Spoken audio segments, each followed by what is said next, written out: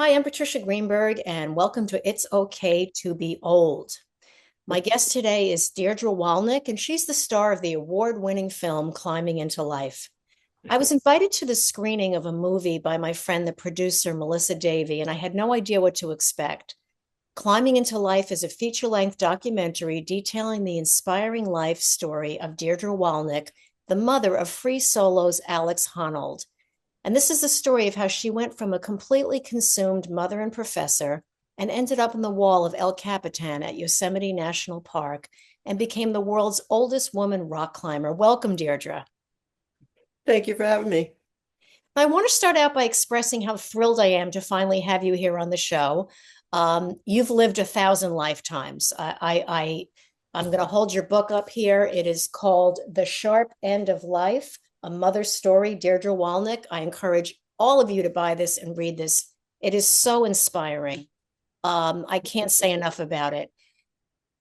I don't think there'll ever be enough time for us to talk about all the wonderful things you did and continue to do. And a full disclosure, I met Dierdre this past weekend. I went to Las Vegas for an event and we got to have lunch and spend several hours together. And it was delightful. You're a teacher, a writer, a mom, an explorer, an adventurer. You're a linguist, a musician, conductor, artist, and rock climber. You're fluent in 7 languages and you play 3 instruments. You're a painter, a world traveler, and a writer. How did you fit this all in? It wasn't easy. A lot of work. A lot of work. And did you have these aspirations as a child? Some of them, not all of them. I didn't know about rock climbing back then, and a lot of things I didn't know back then. But yeah, I always loved languages from my earliest memory, like 3. I always loved languages, loved listening and trying to decode. And I grew up in New York City after the war, World War II. And so New York City was overrun with people who had escaped the war from all kinds of countries. And so I heard all of these languages all around me. It was a wonderful way to grow up, and I got accustomed to using them and decoding, and then I went on to study several of them later. So it came somewhat naturally to you to learn languages. And was it Right. something as a child when you were in school that were you singled out for that? Were you recognized as a child in school for that? No, it was just life, back then. It was nothing special because in my classes as a kid, there were people from all over the world. But as I got older, like high school, college, I started, winning the French award and the Italian, whatever. And then I did my junior year of college in France and really solidified all the Romance languages. I spoke 3 by then, French, Spanish, and Italian. And then I just kept it up. That's amazing. And so which of the languages, of all the languages you speak, is your favorite? It depends on for what.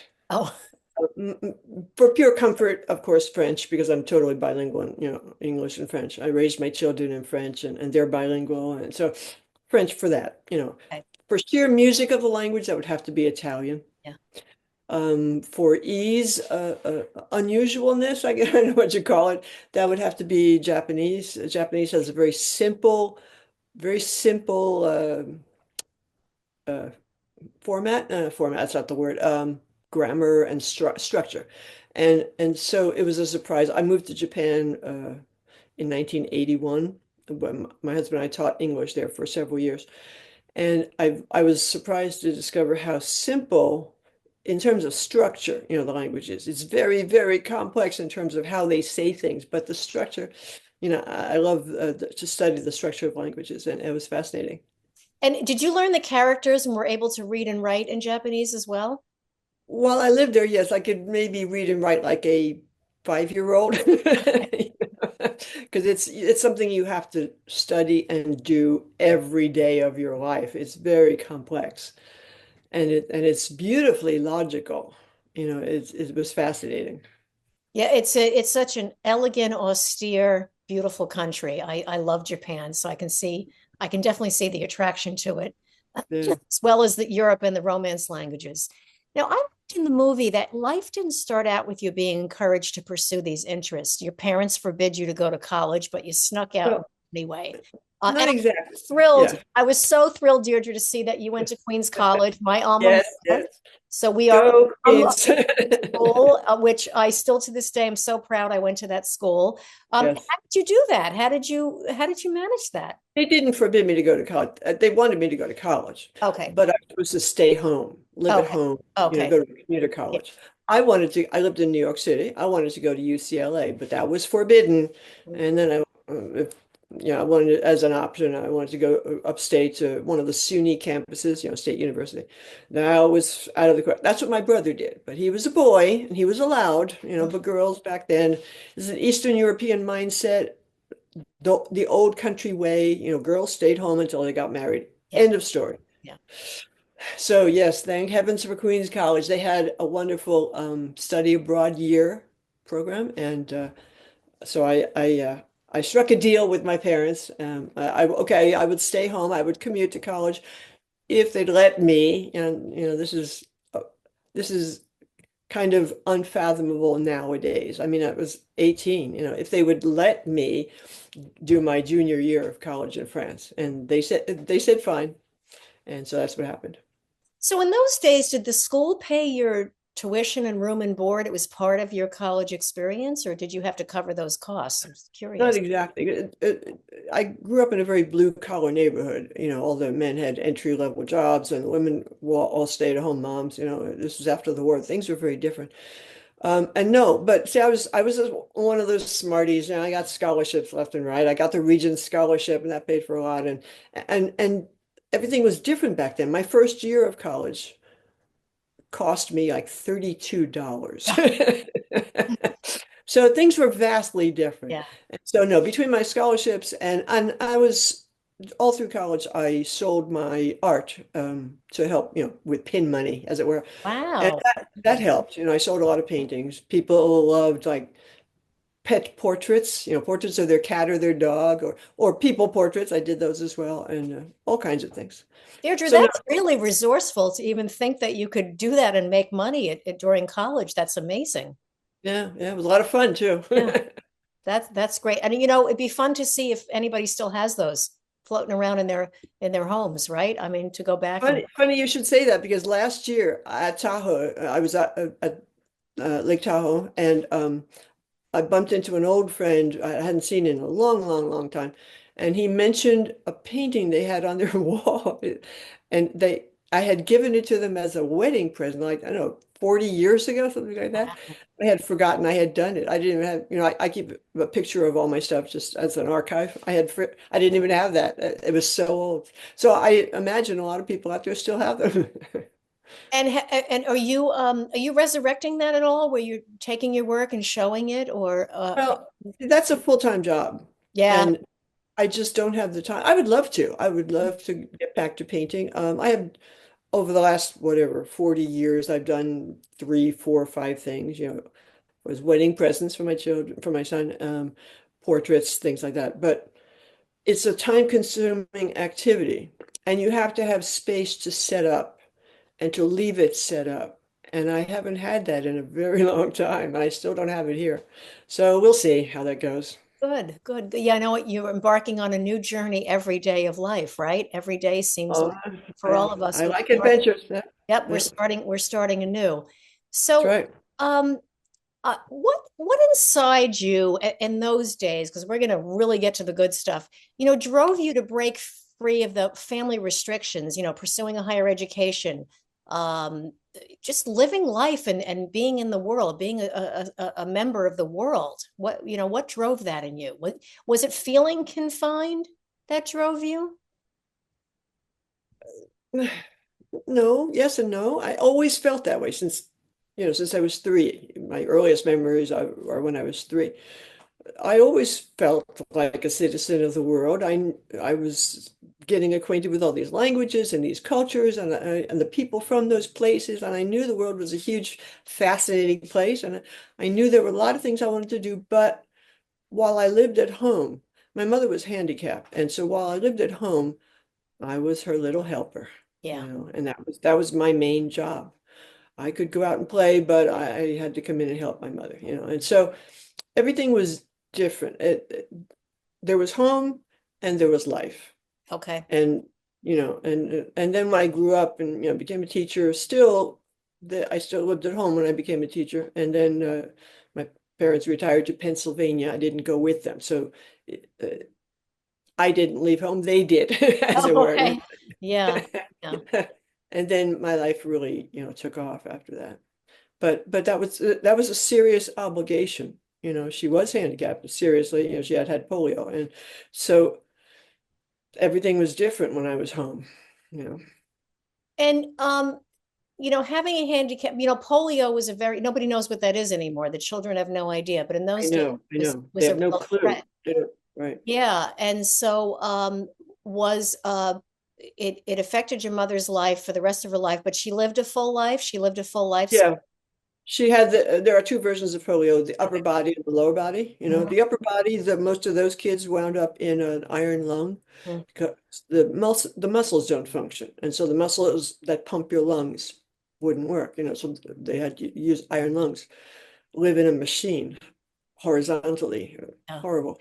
And the other type, the legs didn't grow, and she didn't have control of the muscles of her legs, so she could walk only on a flat surface and holding on to things or to somebody. So she couldn't run, she couldn't chase us kids, she couldn't carry us ever. Um, so things were very different. We learned very early on that, whenever she said anything, we went running, Mhm. because she couldn't run after us. She couldn't chase us. She couldn't go up and down stairs. So everything was different at home than in the real world.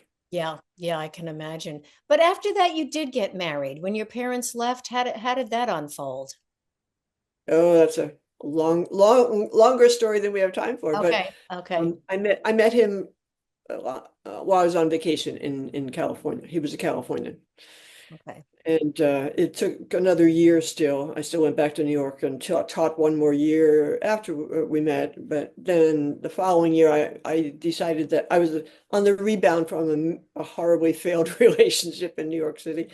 And I was miserable. And I said, okay, I got to get out of here. So I started looking for jobs in California. And my parents never really believed that that would happen. I mean, they didn't even think that I would qualify to go to France for the year. They didn't understand how things worked. Yeah. They were very surprised when I was accepted to that study abroad program. They really didn't expect me to go. So they didn't expect me to find a job in California. But I could teach three foreign languages, and all the high schools I taught in New York City, in the Bronx and in Brooklyn, I was also the musical director. I directed the musicals at the end of year. And so I was eminently hireable. And so I had no trouble getting a job. And I moved, and then we got married after that. So you got married. Again, like you say, it'll take hours to us to even tell all the stories, but Yes. you had two children, and early on, you learned that you weren't happy for a variety of reasons. I know we talked a little bit about that offline. Deirdre, in those days when the kids were little, did you have a physical or athletic outlet? No. Okay. Short answer. No, no, I had Yeah. none. I was raising two kids alone. My husband was mostly absent. He was probably most likely autistic, and I didn't know about autism back then. I had no idea. But he treated me like dirt, and I didn't know why, and I agonized over that all the time, and I did everything I could to smooth everything over, and you know how it goes. It's my fault. It's my fault. I've got to fix this. And I struggled, and I couldn't. It's Polish Catholic family. Divorce is not a thing. Mhm. That was not an option. And even as the years went by, and I got rid of that non-option. I figured, well, maybe divorce is an option, but he wasn't responsible. I couldn't leave the kids with him, but he was high functioning. He had a wonderful teaching job like I did, and well, like I got later. And so I would have had to share the children with him, Okay. but he wasn't reliable. He would just let them go. He would lose them. Cool. When he was in charge, they would wander off, and he didn't care. He didn't care. And so I knew that wasn't an option. I had to stick around at least till they were high school or more, you know. So that's what I did. So he was missing the empathy gene. Yes. Yeah. Yeah, and that's very, very hard to deal with. Yeah. It So was. again, so you found the courage to get divorced, and then you shared with me what happened right when the divorce ended. Yeah, as soon as we got divorced that same month, my ex-husband, keeled over dead in an airport, Phoenix airport, running from one plane to another. So everything changed. Everything changed immediately, rapidly, dramatically, and yeah, So tough time. was that stress, was that a motivating factor for you? Was there a sense of relief there that you could now do the things you wanted to do and pursue the things, or did that send you? Not at the beginning. I couldn't do Yeah. anything because I was dealing with his estate. Hmm. He had let our rental house go vacant. Had been squatters, and it had been condemned by the city, and so I had to deal with that. And then the the the year right before he died, my father died, my father-in-law died, and the year right after Charlie died, my son almost died. So I Oh, was dealing with all of those oh, traumas, my, and I was remodeling three houses on the East Coast, which my father had to own. Oh. So no, I didn't have a second to myself like for 6, 7 years. So yeah. I no, yeah, everything changed, but not for the better. So now fast forward in that era, what, so what, how did you pull yourself out of that? How did, after that period of time, um, Yeah, that was a long what set process. off the interest in you, pursuing the things you're doing after that? Well, my kids were growing, getting to be adults, and they had all these interests, and they were both, um, I didn't know yet then, but they were both in their soul extreme athletes, you Yes. know. Okay. And I drove my daughter to her first, back up for a moment. I knew that I couldn't do much outdoors because I grew up in a house filled with smoke, cigar and cigarette smoke nonstop. And anything more physical than getting up out of my chair, and I would huff and puff, and the doctors corroborated this. Yes, your lung power is severely diminished. Da, da, da, da, da, da. So I knew, I could never really do anything physical outdoors, or couldn't run, things like that. So I took my daughter to her first marathon, and I watched, and I waited at the finish line for her to come in. And I watched all these people, these adults older than me, coming into this finish line. And what I saw, what's the word?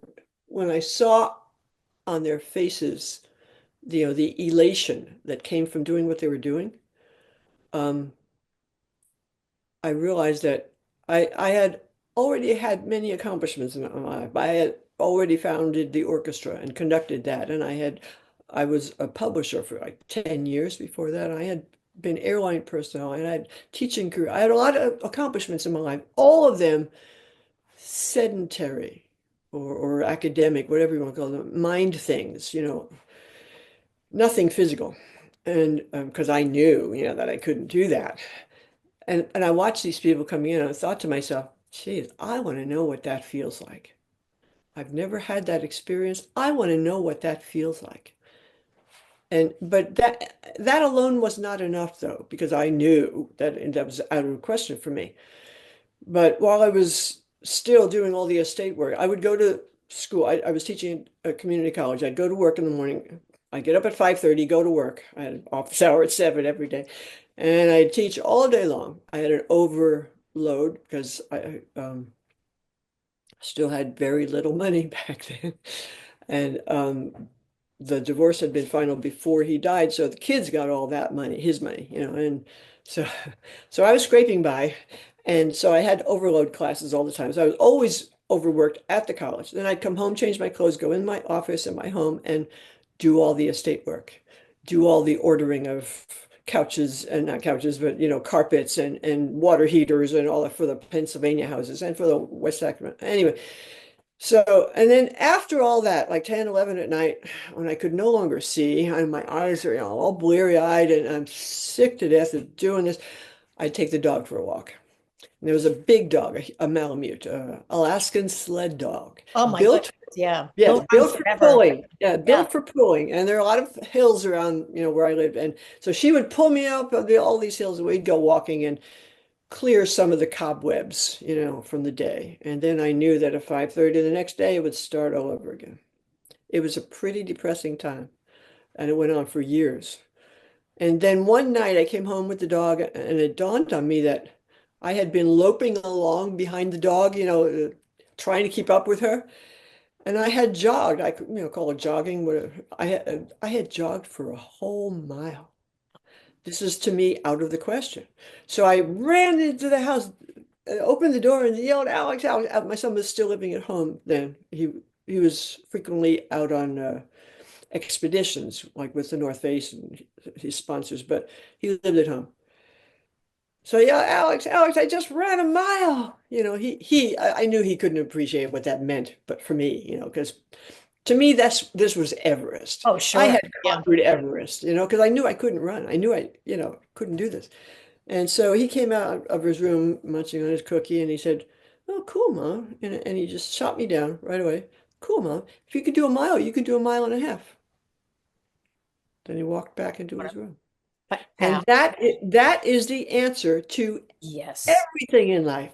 Everything. That's the key to my new book that just came out, Success in 7 Steps. 7 very simple steps. Anybody can do anything. If you can do a mile, you can do a mile in 2 blocks. I Mile love in that. one I block. love that. Yes. Just around your apartment building, Yeah. around your farm, whatever it is. Yeah. If you can, and that changed my life. And so I started taking dog out seriously. And then did a mile to see if it was a fluke. It was not a fluke. Did another half a mile and another mile, and then and I had to start leaving the dog at home because dogs stop to sniff Hmm. everywhere. And so I started leaving the dog at home, and um sorry, I have something in my eye. And um as I added mileage, like 2, 3 miles, ooh, 4, 3 1/4, and little by little, I found out about the Run to Feed the Hungry on Thanksgiving Day in Sacramento. And I signed up for it. I knew, again, just like I knew I couldn't run, I knew that I'd never finish. It's 6.2 miles, it's a 10K. 10K. Hmm. 6 miles. I couldn't even imagine running 6 miles. I couldn't even imagine walking 6 miles. But I signed up and kept going out with the dog and then leaving the dog at home. And then I told Alex, my son, about the run. And he said, "Oh, sign me up too." Okay. But he was coming home the night before from Spain. He was at a climbing competition in Spain for a week, and then he was coming home, and the next morning was the run. I said, "Are you sure?" I didn't realize what a human Oh, the specimen he extreme is. athletes think nothing of Yeah, that thing. exactly, Right. exactly. So Flying he said, across the "Yeah, world, getting off the plane and doing a marathon. Yep. yeah, exactly, exactly."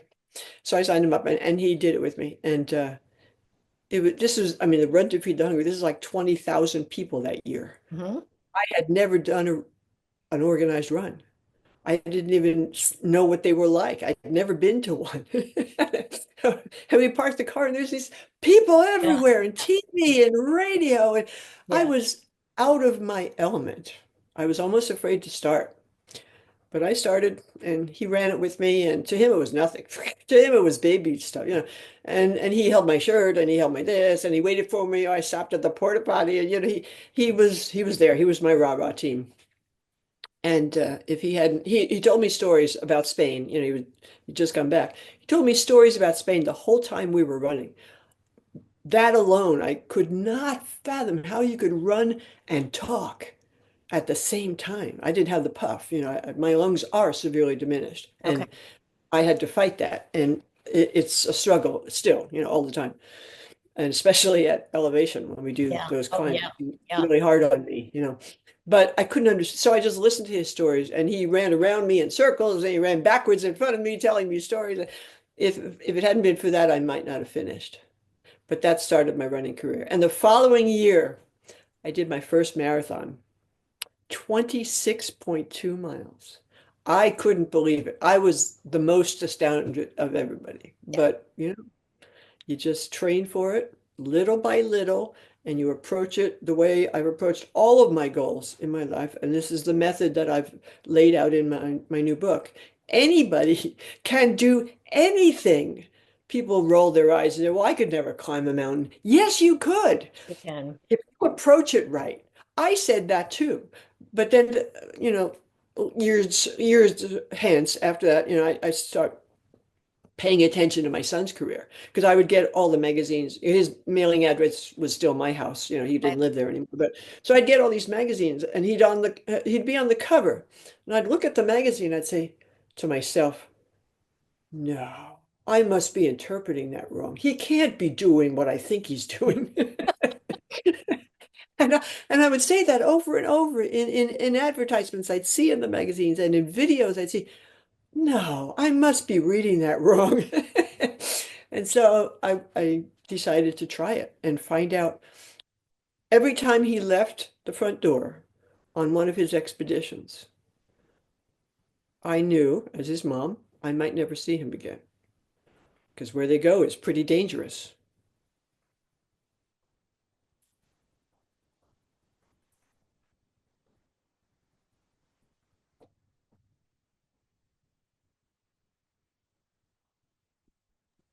Okay, there we go. I was muted for a while there.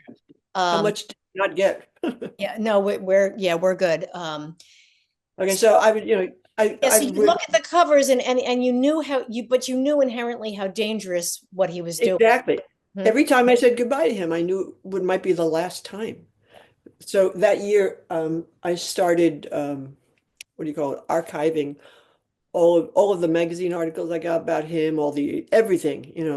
I kept an archive, and I'm very orderly, tidy. I knew what I was doing. I've been a writer all my life, and so I kept a very good archive. I kept three: one for him, one for his sister, and one for me, because I knew that someday that might be all we'd ever have of him. Yeah, that's amazing. So one of those archives is now at the museum in the Yosemite Climbing Association Museum in Mariposa outside Yosemite. So Wow. that's really cool. Um, so I wanted to know what they did when they went off on these ridiculously dangerous looking expeditions. And I wanted to know how they kept themselves safe. I didn't understand how climbing worked. I mean, he had gone to climbing indoors, for many, many years.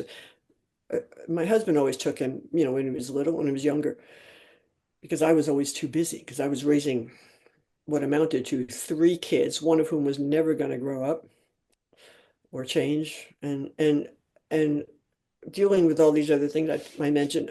So I had no familiarity with how climbing worked, and I wanted to know those things. So I started climbing. I started going to the climbing gym. I had my son take me one time just to show me how to tie in and how to putting those harnesses on is not easy. It's a challenge. It's a puzzle. And so he showed me all that stuff. And then he left on another expedition. So I was on my own, and I kept going. Made friends at the climbing gym, and they started sharing their knowledge with me. And it was just an uphill learning curve from then on. But so in the beginning, you're in a climbing gym where I guess you're 99.9% safe. I mean, there's Yes. always somebody watching you and nothing, you're not out Right. in the And the wilderness. floor is this thick foam rubber. Oh, You're not going to oh, get hurt. okay. Okay. You can get hurt if you fall, but it's rare. So what was the step? What was the from Yeah. going to the gym to actually getting out and climbing a real, Well, after about a half a year of that, climbing with my friends and pushing my limit a little bit, little bit, they decided and they were all going to go outside climbing, outdoor climbing, and they agreed to take me along, teach me the ropes, as it were, yeah. show me the ropes, and so I went with them, and it was awful. I couldn't do anything. Climbing outdoors is totally different sport from climbing indoors. Totally different. I watched them all do what, we were at a small wall just an hour outside of Sacramento in the foothills of the Sierra Nevada. So it's granite. And it was hard. Granite is unforgiving. If you fall or you bang your elbow, you're going to get hurt. Yeah. And that kind of, tensed me up. Yeah. And I watched them all do this one climb, and they said, "Well, dude, you want to try it?" Yeah, yeah, I want to try it. So I got on it. Couldn't do it. I mean, I got off the ground like 8 feet, and then the little blocks that I had been standing on stopped, and there were no more blocks and no more big handholds like in the gym. I couldn't get past that point. Hmm. I was completely stymied, and I was, what's the word? Not crushed. Totally. I was crushed, mentally. I was, this is ridiculous. Why can't I do what I watched them all do? But I knew that it was just going to be a learning curve, and I'm good at those. I've done that all my life. I've learned, 8 languages. I've learned many instruments. I've learned a lot of stuff. Yeah. I knew I could do it, but it was hard. It was So really, really Deirdre, hard. did you take you, because you're cerebral, very cerebral. Yeah, And yeah. were you able to translate that focus into your physical being when you were uh, learning how Yes, to climb and how to, yes. yeah, One of the most surprising things about climbing, and this is for everybody. One of okay, the most surprising things about climbing is it's 99% cerebral in your head. right. 99%. I mean, I have these chicken arms, skinny arms. I've never ever been able to do a pull-up or a push-up or any, I have no muscles above my waist, nothing, my shoulder, nothing. But you can get around that by technique, by Okay. strategy, because your legs are the most powerful, your thighs are the most powerful part of the body. And that is mostly what you use in climbing. You step up and propel yourself upward, and your arms are for balance or for taking you in another direction, or whatever. Once in a while, yes, you have to depend on your grip and your arms. So you do need to train those. But I was astounded at how much you can do even with arms like mine. That's amazing because I've run 20 marathons and each one I'm scared at the start line. Yes, I yes. saw you and Yeah. I just climbed the Stratosphere Tower and it was it was 71 floors and I feel like Oh, anxiety talking about it. But if you one step at a time and yeah, yeah, keep your mind set at something, I want to quote something you said is only you know what you're capable of. right, right, That's it, is having right, so much faith in yourself that you're right, capable. And I love what right. you said. I can't say it enough because, to me, you're preaching to the choir, if you will, that you can do anything at any Yes. age. You Anything really you decide to do, you have to want it Yes, badly enough. yes. Yeah, And you have to learn about it and do it methodically and do it properly. yes, You can do yes. it. And that method is in my new book. Yeah. Anybody can do it, anything. It's wonderful to hear. Now, are you continuing to climb, recreate? Well, Yeah. let's get to that quest of that big slab that you conquered. Yes. Oh, yes. Oh my, yes. Behind me, you can see some pictures Yeah, of yeah. some of the peaks that I did with my son. But on the right, on this side, the three on this side, that's El Capitan. Okay. El Capitan is 3,200 feet tall. And my son has lived on El Cap, up and down, up and down, up and down, all every year for as long as I can remember him going outdoors. And he and all his friends would sit around and talk about it. They did this on El Cap, they did Yeah, that, and yeah. they talk about, and I wanted like the marathon with my daughter, I wanted to know what that felt like because I had seen the little dots going up the wall. You can stand down in the valley, you can watch the little dots progressing up the wall, oh so slowly, it seems to us. And I wanted to know, as my climbing improved and I got stronger and more capable and less fearful, especially. And that goes away. The more you understand, the less you fear. And so I wanted to know what that was like. And after he did his incredible climb, ropeless climb of El Capitan, that culminated in the movie that won the Oscar. Yes, yes, I got to go to the Oscars. How yes. cool is that? Amazing. After Mhm. after he did that, I asked him, Alex, you think there's any chance? I didn't really expect him to say yes. I asked him, you think there's any chance that maybe someday you could lead me up El Cap? He didn't bat an eye. He said, yeah, sure, but you have to learn how to jug. And jugging is using those mechanical ascenders on a rope, you know. Okay. Um, you can explain that. Mechanical ascenders that clip into the rope.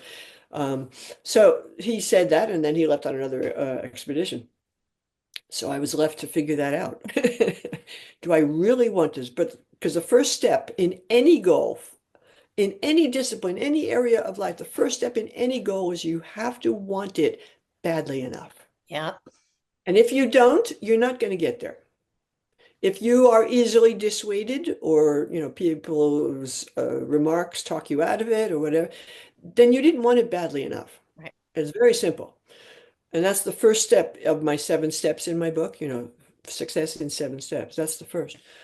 Um, so I discovered that, yeah, I really did want to see what that was like. I really wanted to see, what do you see from up there? When you look down, how does it feel? When you're, hanging out out in midair, looking down 2,000 feet, what does it feel like? Did I you have couldn't a fear of heights? Do you like roller coasters? Do you like I things? hate roller coasters. No, I grew up with a fear of height. Well, this is again like my running. I Yeah, knew I was afraid of heights because I would go up in skyscrapers in New York. right. I grew up in New York, a lot of skyscrapers, and my friends lived in a lot of big, big, tall Sure. apartments, and I would look out the window and my stomach would roil. And or I'd look over a balcony and my stomach would roil.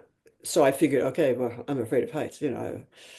But what I learned by rock climbing, there was a lot of trepidation that first time I went climbing with my son in the gym because I knew I was afraid of heights.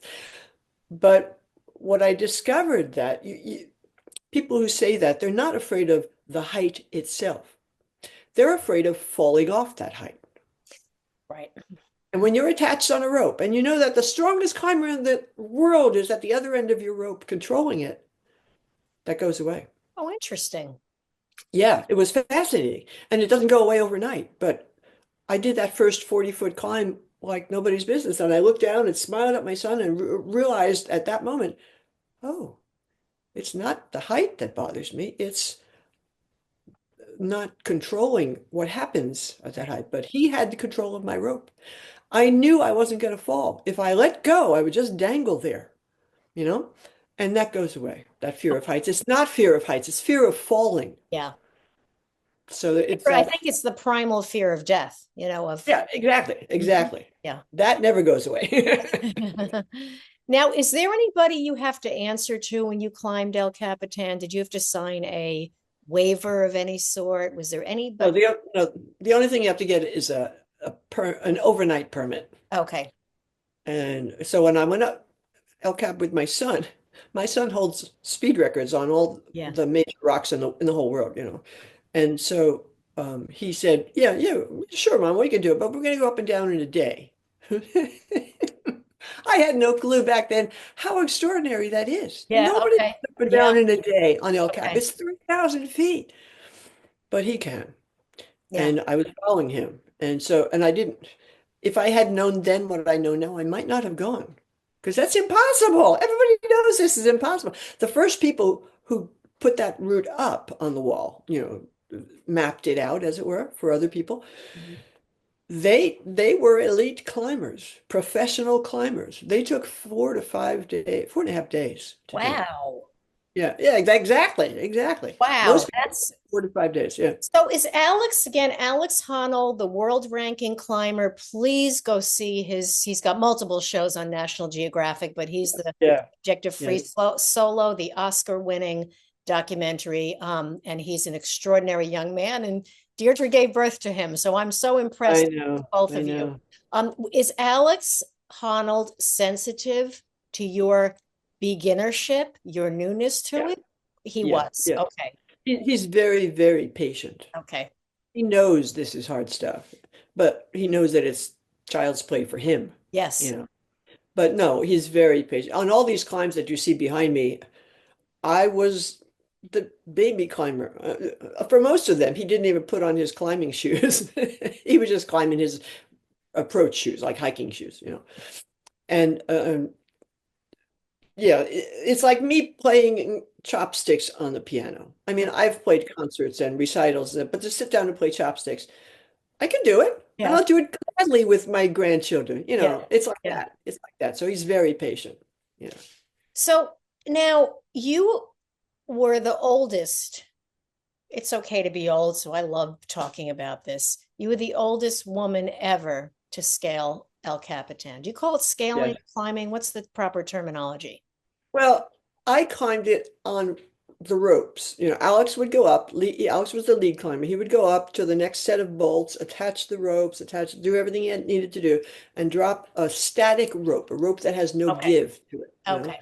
And then I would clip onto that. So my hands were on the mechanical ascenders going up the rope. My feet were on the rocks, you know, on the rock, you know, And the helping a lot. harness is also clipped to the rope. So God forbid So you yes, touch these your area. ascenders, It's these all ascenders, you're all attached. Okay. exactly. So They're attached to my harness and to my feet. So you'd raise your right hand, right foot, step up, raise left hand, left foot, step up. Sounds easy, but you're raising your entire body weight for 13 hours yeah, nonstop. it's Not a easy. yeah. So you're Yeah, the oldest woman. Do you still hold that record? I do. I Oh, do. Yeah, okay. I was the oldest by like 10 years, not a month or so, you Wow. know. Wow. Older women don't do that. But not so much that they don't do it. I mean, there are a lot of women who have climbed El Cap, you know, younger women. But it's not so much that they don't do it. It's they don't have the right partner to help them do it. If not for Alex, I could never have done it. I wouldn't have trusted, mm, yeah, I wouldn't have had the complete confidence in my friend's skills to do all the stuff on El Cap. But Right. Alex had been up it a million times, and I knew that, and I knew he could handle whatever, you know. So anybody else, I might not have gone, you know. But yeah, yeah, It's a tremendous it's not, inspiration. It's yeah, amazing. Yeah. And for Deirdre, I think this translates into things that where I never want to say when someone's afraid of something or struggling with something, get over it. But these yeah, small yeah, steps of taking on things, first of all, like you say, be intellectual about it, learn about right, it, right, understand it, right, study it, right, know the risks, know the benefits before you go in, but don't overthink it. I mean, if you study it too far hard and you won't even, this right. people That die. creates more Do it, fear, right? and That creates creates more fear. fear. But learn Yeah, about it and do it methodically and responsibly. I think that translates. I love what you're saying, and I'm, looking forward to reading the new book as well. I yeah, love that you're saying that is if you learn about it and you understand it, you can do it, and it's an yeah, inspiration for everything that yes, we want to do. So, what right. are you doing now that's keeping you busy? Oh God, busier than I'd care to be. Well, I just recently moved from California to Nevada. You know, I live where my grandchildren live now, Okay. and that was a huge move, and it just all the bureaucracy in the healthcare, the water bill, the electric, all that stuff. It took so long, and I at the same time I was putting the finishing touches on this book I was talking about, Success in Mhm. 7 Steps, and contacting the publisher, the agent, on and on. My whole day, every day, basically was emailing back and forth, back and forth, back and forth, and that's. I was about to say that's over. It's not over. It's just starting. Because once you have the book in hand as a writer, that's when the real work starts. Yes. The, Yes. the Yeah. publicizing, spreading the word, going out and speaking about it. My books, both of my two most recent books, lend themselves to speaking. I have spoken, all over Europe about what I do, and people love this message because it's so liberating. Anybody can truly do anything if they follow these 7 small steps in Yeah. my book. Yeah. And that's how Alex did what he did. People say, well, that's impossible, but he's special. Yes, he is special. He is different. He's very different. But Um, Anybody can achieve any life dream goal, or whatever you want to call it, by following these 7 simple steps. And so I've done a lot of, I have done, and am still doing a lot of speaking engagements. So that's very time consuming. And of course, I have new grandchildren, 1 year old and 3 years old. That's time consuming. Yes, they keep you active and busy, that's for sure. Yeah, yeah. And I'm setting up a new house, new home, new household, and new life, Yeah. learning all about it. And I still go climbing. I'm going climbing this Friday out. Very nice. Very nice. It's So amazing yeah, that you have that at your disposal where you are now. It's wonderful. yeah. Deirdre, we're all very focused on aging well, and I'd love to hear how you see the integration of your work, your home life, your fitness, your self-reflection, your spiritual aspirations, whatever they are, religious or, esoteric. How does that all contribute to aging well for you? That's a big question. Very big question. Yes, it is. I'll hit one aspect of it that Okay. has helped my entire life, and that's journaling. Okay. Journaling is the best shrink in the world, Okay. always available. You can talk about whatever you need to. There's no criticism. There's no, a journal can be an answer to almost anything in life. And it's a wonderful first step if you are approaching a new goal. And journaling can help you figure out how to fit within these 7 steps of mine in my book. Each step requires a different kind of journaling. I can't stress that enough. I mean, it's a key to a lot of things. Especially like you said, you have to want it so bad Right, that it right. becomes your primary focus. And And in your you journal, you can want it, figure that yes, out. Yeah, yeah, exactly. You can sit down and say, do I really want this? right, right, Pros, cons, consequences, benefits, all those things. Do I right. really want this to happen? I love that. Like Yeah. like I did about El Cap. I have Yeah. a lot of journaling happened then. Deirdre, you have so much life left in you. I can't wait to Oh see yeah, what you're going to do next. I'm so thrilled, and congratulations on the new book. And you'll come thank you. back. We'll do another show on that because I think that alone, Sounds great. separate and apart, is pulling that out of yourself, getting yourself to Yeah, that point yeah, where that you have enough faith in yourself and trust in yourself to do that. So I right. wanna thank you so, so much for being here. And I want to know, what do you like about getting older? Oh, so much. First off, the name of your book, It's Okay to Be Old. Yes, I object to that. It's a privilege to get it's a old. privilege. It's a It's an privilege. incredible privilege to be allowed to age. Yes. I know a lot of people who were not granted that privilege. My husband, for one, 55, he Yeah. was when he died. So it's more than okay to get old. It's a great privilege. And you should treat, this is the only country I know of. I mean, I've lived in a lot of places. This is the only country I know of where that's not treated as a privilege. Yeah. And that's so sad. We need to turn that around. It's more than okay to be old. It's a privilege. Yeah. Embrace it. We get wiser if we allow ourselves to grow. If we allow ourselves to change, we get wiser. We don't have the constraints of time, I have to be at the office at 9 o'clock. I have to be in my class at 7, office hour at 7 o'clock. I love teaching. I did it all my life. 44 years I was a language teacher. But I never again want to be on that time constraint. I have to be in class at 8. I have to be in my next class at 10. I have to do this, I have to do that. So yes, getting old allows you the freedom to explore who you are. A lot of people don't have that freedom when they're younger.